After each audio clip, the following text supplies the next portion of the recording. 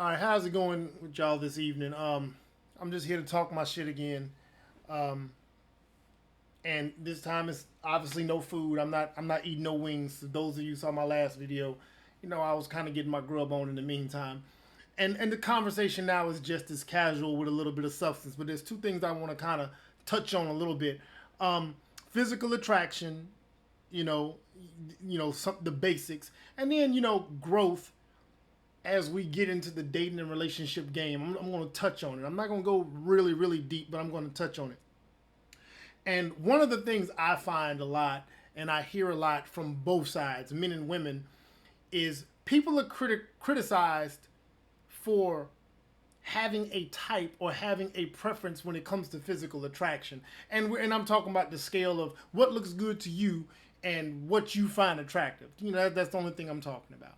So, and then a lot of times people get kicked back. Well, the reason why it's not working out for you is because you're focused on those types. And yes, when we were younger, that might have been the case.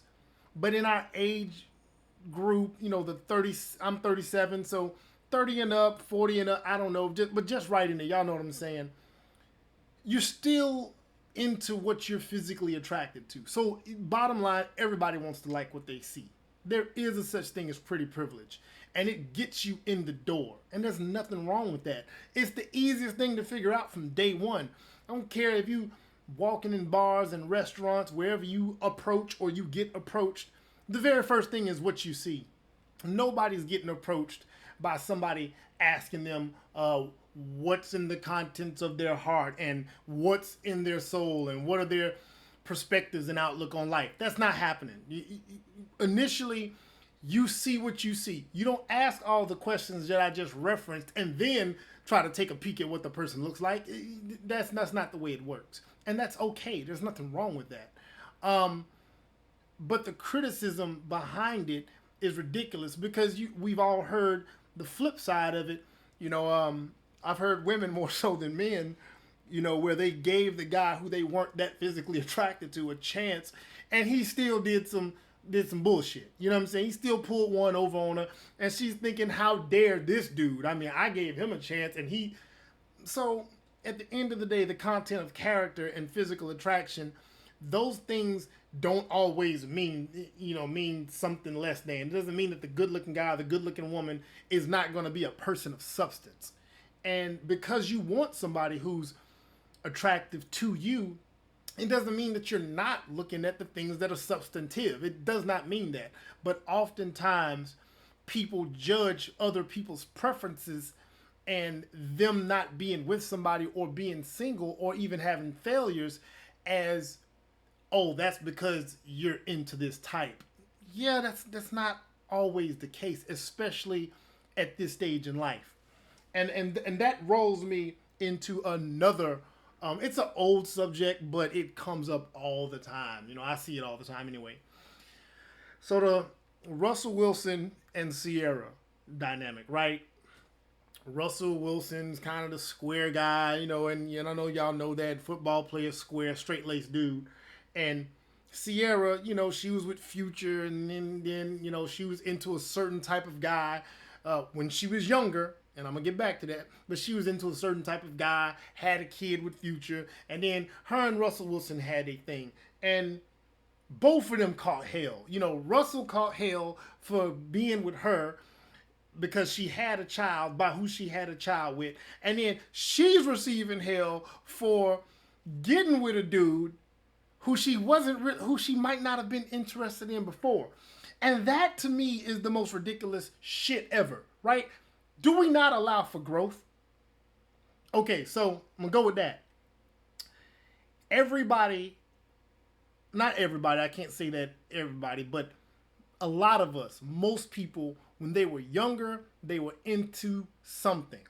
They were into a certain type. Women, it might have been the tough guys, thugs, whatever. Dudes, it might have been the woman that was a little bit easier than others, or she dressed a certain kind of way, maybe provocative, or whatever you were into 15 years ago, it's more than likely that you're not into that now, right?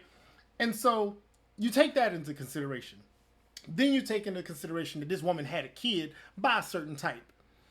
The one thing anybody who has children, who has some sense, will tell you that when you have a child, it changes your outlook on life.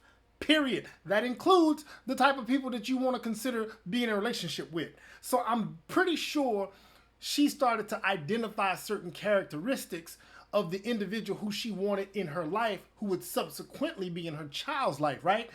And then she started checking some boxes, and she knew who would and wouldn't, or what type would and wouldn't. So she found a guy who was that type.